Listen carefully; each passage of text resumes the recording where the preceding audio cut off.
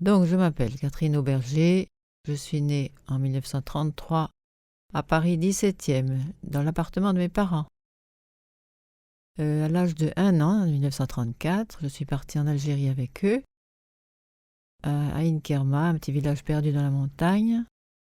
Nous avons habité pendant de nombreuses années. Quoique, au bout de quelques années, je crois que je devais avoir 4 ans, mon père a fait construire une autre maison, une grande maison de direction, un endroit un peu moins montagneux, un peu moins sauvage, mais tout aussi beau. Donc près de la mine d'Antimoine qu'il dirigeait. Et nous avons passé encore beaucoup d'années là, jusqu'en 1945, je crois. C'est-à-dire que nous étions en pleine campagne, à 6 kilomètres d'un village musulman, dans lequel il y avait une école.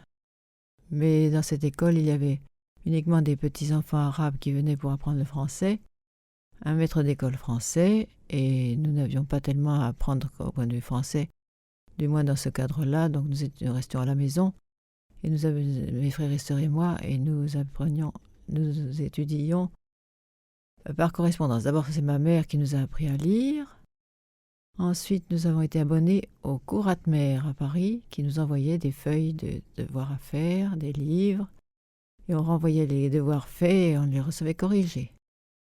Tout ça était tout à fait intéressant et utile, et nous allions de temps en temps à l'école du village pour voir l'instituteur, lui dire bonjour, lui dire ce qu'on faisait, voir ce qu'il faisait lui, mais pas plus. Donc, après moi est né Laurent est né, oui, parce qu'il est né en Algérie, je crois bien, ensuite Marie-Angeline et Luc, et nous étions donc à la campagne, toujours à 28 kilomètres de la grande ville de Constantine. On était 4 à ce moment-là, à l'est de l'Algérie, pas très loin de la Tunisie. Alors mon père était directeur de cette mine, il aimait beaucoup son métier, il nous emmenait de temps en temps dans la mine, une mine d'antimoine. Alors l'antimoine, c'est un métal qui sert à solidifier des alliages d'autres métaux et qui sert aussi en peinture et en pharmacie. Et c'est très joli quand on voit sur des rochers des minerais en forme un petit peu de fougère, des traces brillantes, c'est très, très esthétique. Il en avait beaucoup dans son bureau.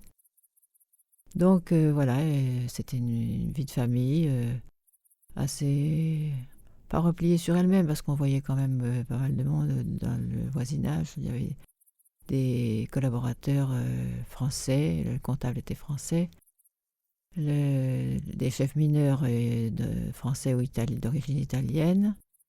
Et donc nous jouions avec les enfants de ces familles en pleine campagne. C'était tout à fait intéressant et gai. Il y avait des enfants de notre âge, des grands, des moyens, des petits. Il y avait notamment une famille italienne où il y avait 10 enfants. Donc celui qui avait mon âge, un peu plus, c'était le 6e, je crois. Et puis il y avait des grandes filles qui nous gardaient de temps en temps, ou qui organisaient des pique-niques l'été où on allait. Et en général, on revenait en France à l'été pour les vacances, dans la maison de ma grand-mère en Normandie. Mais pendant les années de guerre, de 39 à 45, nous avons été obligés de rester là-bas parce qu'il n'y avait plus de communication possible avec la France. Donc des étés très chauds, on faisait la sieste, à partir de midi, il faisait une chaleur torride. Et puis le soir et le matin, il faisait bon, donc on allait se promener, on faisait des grands pique-niques dans les gorges du Rumel, c'est un endroit qui est très joli, un fleuve à côté de Constantine. On faisait des promenades sur le dos d'un mulet, on allait sur le dos du mulet pour aller au lieu du pique-nique et pour revenir. Les mulets sont des animaux très pacifiques, donc c'était pas difficile. Mon père avait un cheval qui s'appelait Gerbois. Et de temps en temps, il nous prenait sur sa selle avec lui sur le cheval. Ça, c'était très amusant. On avait un petit peu peur. Enfin, comme il était très fort, il savait bien monter à cheval. Il nous protégeait, il nous serrait dans ses bras. Et on était bien solide sur la selle. Voilà, donc après quelques années de cours Atmer, par correspondance, une de mes tantes, qui avait 18 ans, est venue habiter avec nous pendant 2 ans.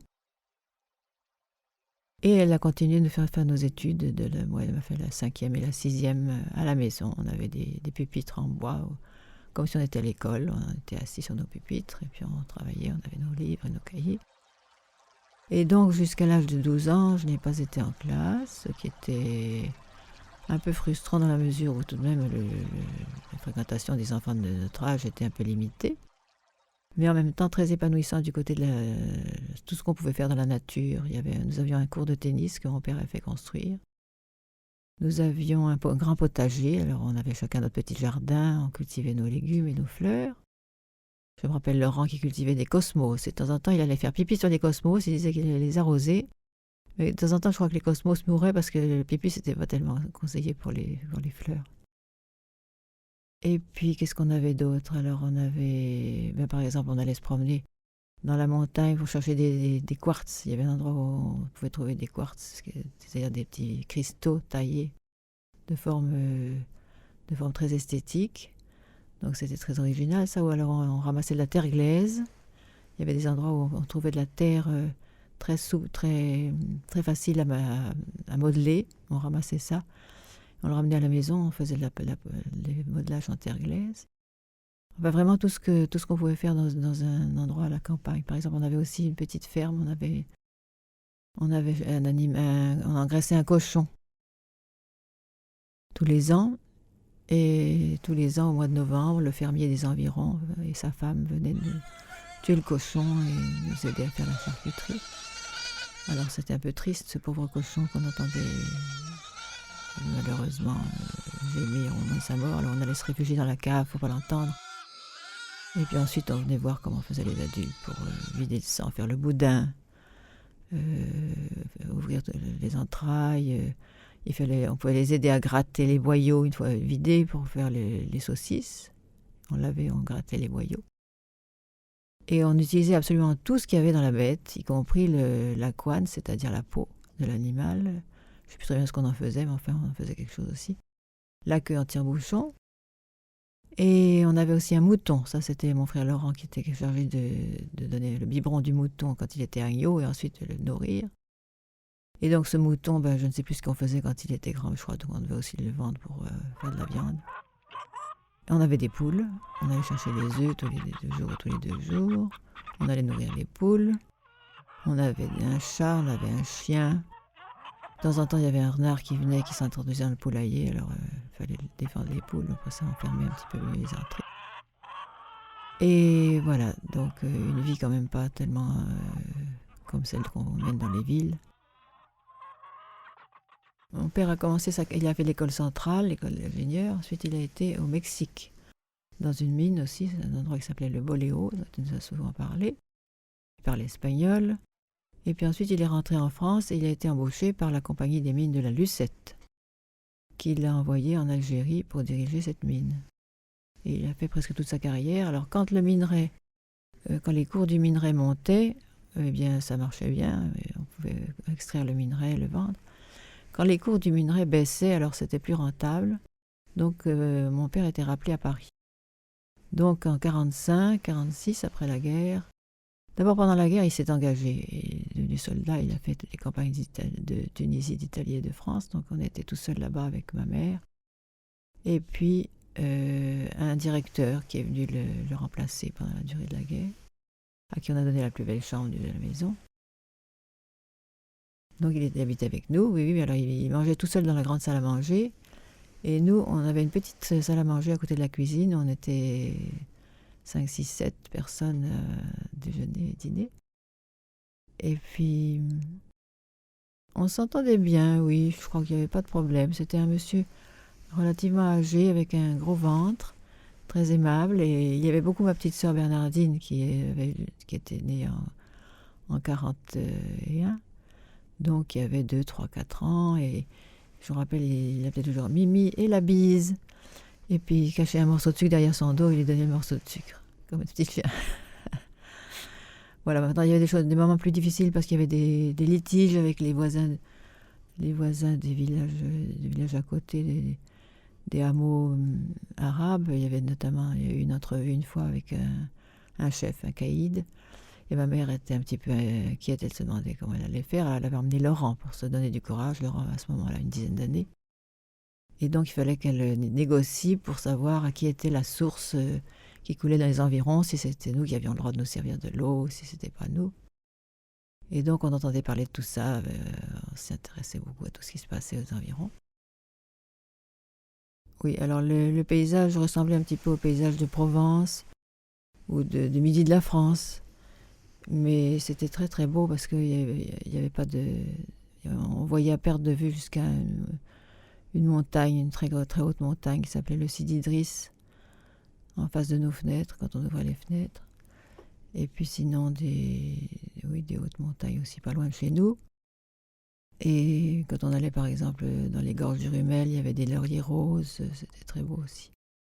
Et puis il y avait des champs, en été il y avait des champs de coquelicots, des champs avec des fleurs, des anémones, des champs de blé, des champs de... Qu'est-ce qu'il y avait encore? Oui, il y avait des asphodèles, c'est des fleurs qui sont des grands massifs de fleurs sauvages. Tout ça, c'était très beau. Et alors, comme nous n'allions pas en classe, nous n'avions pas d'amis arabes, sauf à partir du moment où nous avons été à Constantine, habités dans un appartement après la guerre en 48. Après Paris, oui, c'est ça. On est revenu à Constantine. Et là, mes petites sœurs allaient en classe, à l'école, au lycée. Et elles avaient des amis arabes. Ma sœur Mimi, par exemple, a gardé une très bonne amie qui s'appelle Ouria, qui est maintenant psychologue et qu'elle revoit régulièrement. Et moi, j'avais des difficultés à faire des amis parce que j'avais 2 ans d'avance. Comme j'avais travaillé avec le Corat-Mer à la maison, j'étais très en avance. J'avais 2 ans de moins que la moyenne des filles. Et donc, c'était des filles qui qui avaient déjà 17-18 ans, quand moi j'avais 15 ans.